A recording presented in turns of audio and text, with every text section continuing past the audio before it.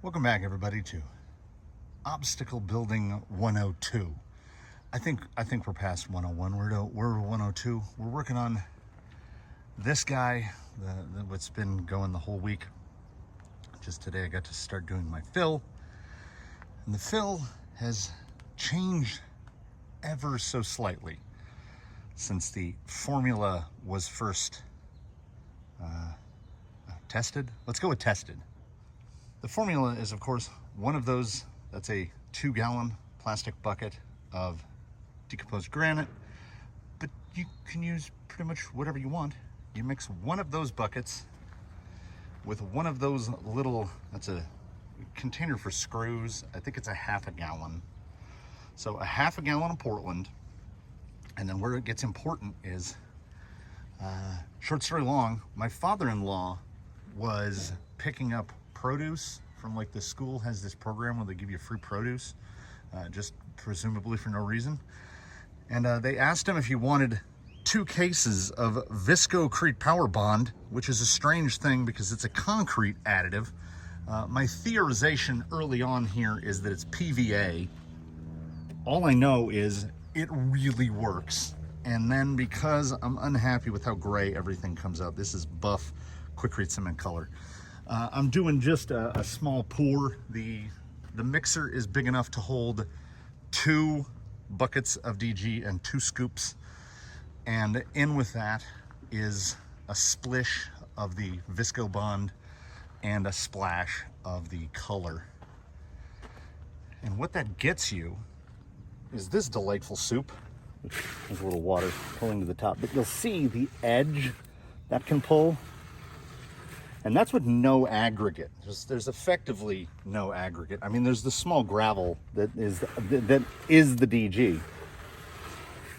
But this stuff, obviously, it slumps quite a bit more, but we're using it for fill.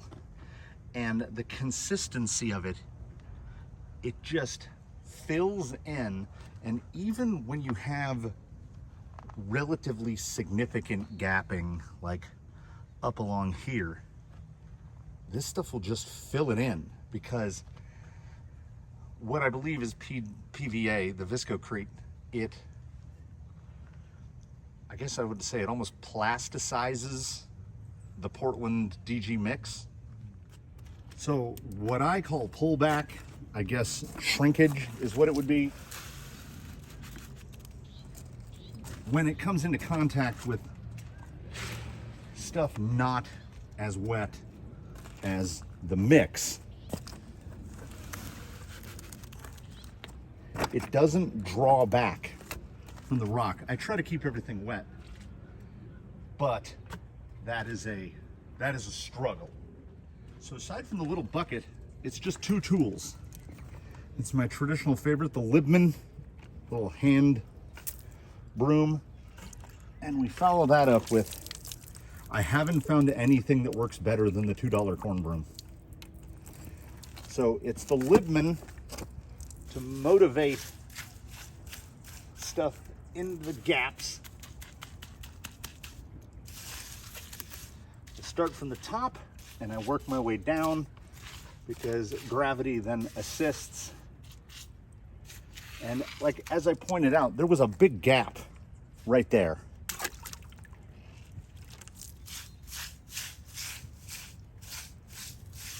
And then the corn broom moves just enough, and it gives you a nice, like what in painting they would call a wet edge. And this is it. You just rinse and repeat. You can actually get some good gap filling. This entire, I'll do a little walk around here of the perimeter of what's been done. That's all about 1 bag of Portland to do this whole thing. And the rest was DG. So no, if you add the color, and I don't know what Viscocrete costs, but this is an extremely inexpensive method. And then when you get to stuff like this, gravity is the enemy there. So this will get me to, geez, I don't know. Where are we at? we've still got a lot. I'm willing to raise myself up to 30% complete, because where we have those voids, I will come back and those get filled with mortar mix, which is a big part of why I was mixing in color, to try to get some sort of uniformity. Like, what I had to end up doing with Leviathan is that the color wasn't coming out. It was coming out too gray. So right now it's got a very even tan color to it, because what I did is I mixed mortar mix super thin. It was mixed about the consistency of a milkshake. Let's go with a milkshake, slightly melty milkshake. And I took a broom, a soft broom, and I just broomed over the whole thing. So everything was pulled together to be uniform. You can see in this section, this only got broomed up into here. Like, you can see some tan all in here. And then as you get further out, it gets whiter and whiter and whiter towards the edge. And you can see where, I mean, it's a 30-day cure. And this stuff's been down about 10 days, so we still don't 100% know what the final color on that is going to be. I have no idea what the final color on this is going to be, but I gotta say, I love all this. I settled on that height. We're looking at about, I would say it's 5 feet right up there to the peak. I can actually move this without, there we go. So it's filling in quite nicely on this side. I love the jaggedness of here. I love this little guy here. Everything is coming together pretty well. I don't have a ton of gaps to fill. Little there, little along there. Down where it gets really chunky. That's why I started here moving that way, and I'm just going around in a circle. So I'll probably get to that, all the really broken stuff, I'll get to that last. So as we swing around twin ravines here, if I remember what I am supposed to do, forgive the pole, what I am supposed to do is come back in a couple hours, and if I brush all the rock, I can get all the scrabbly surface stuff off the rock, but I really need to keep that wet edge so that it's not pulling away from the rocks. Because like down in here, this came out perfectly. I could not be more pleased with that. And I think a big part of that is the Viscocrete. Is that Visco? The stuff in the yellow bottle, which, and I got 2 cases of it. So I got, I think, 16 bottles, which should be plenty to finish this, seeing as this was about a bottle.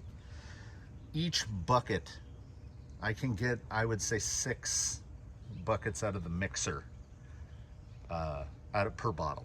So I have no idea. You know, for all I know, it's $20 a bottle got here. Let's hope not. And the reason that it came a day late is I came out into the 99% humidity, and I got a little bit trackmania on this end. Oh, yes.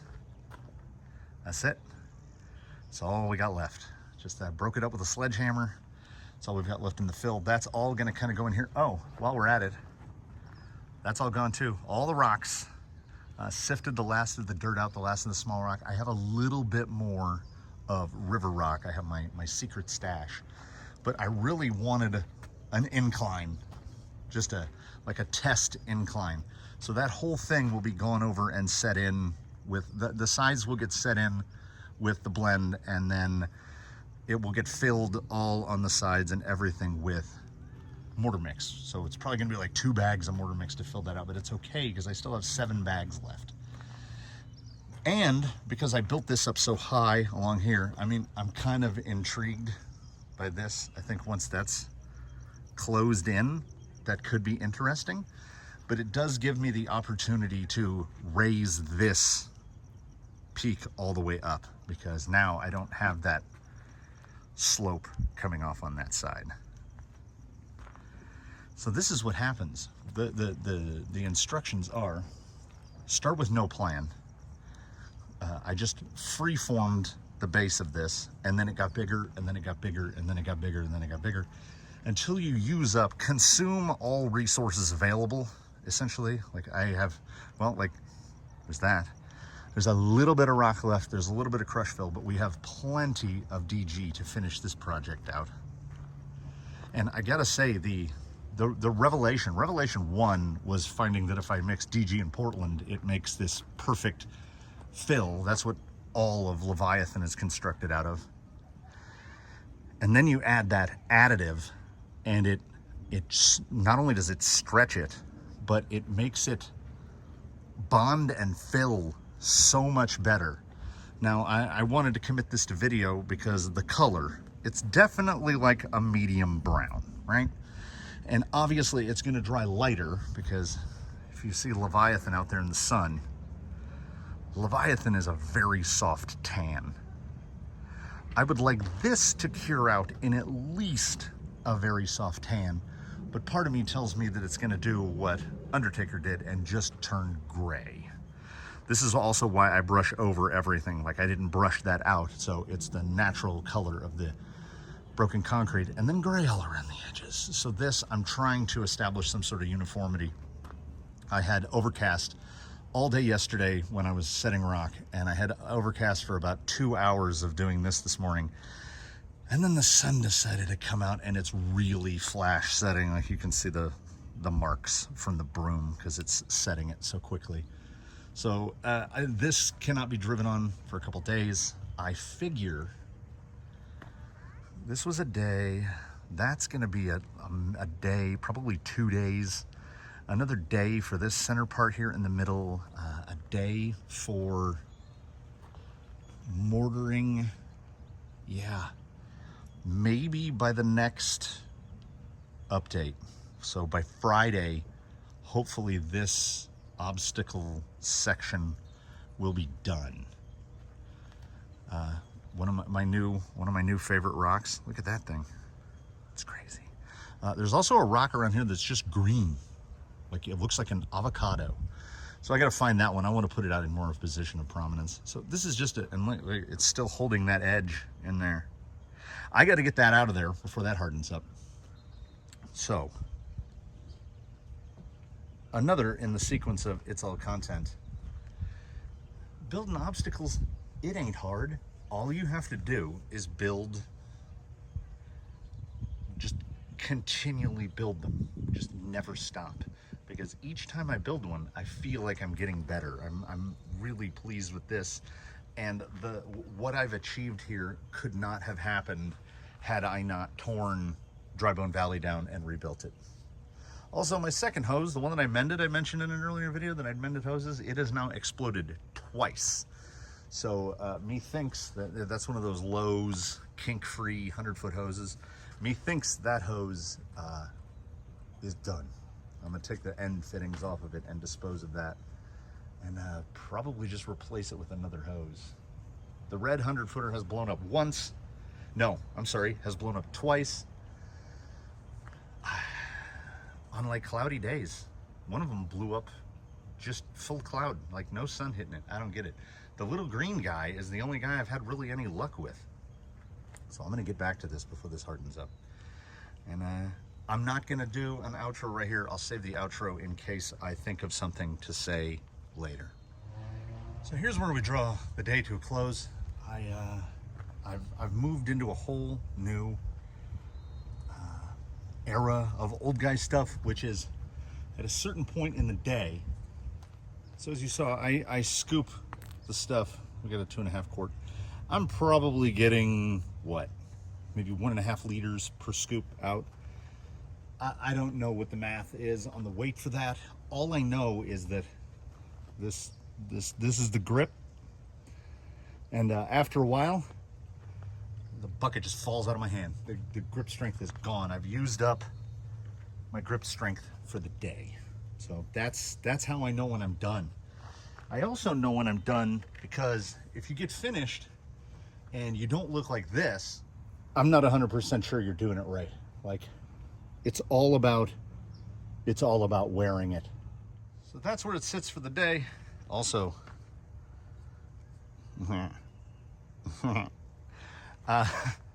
this will be interesting to see if I can set that, because I didn't fasten it down, and oh, there's concrete all over the tripod.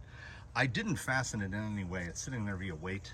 So some of the bricks are sideways. You know, I was just trying to get that slope. I think it's about 75 degrees at the top. We will see how that works out.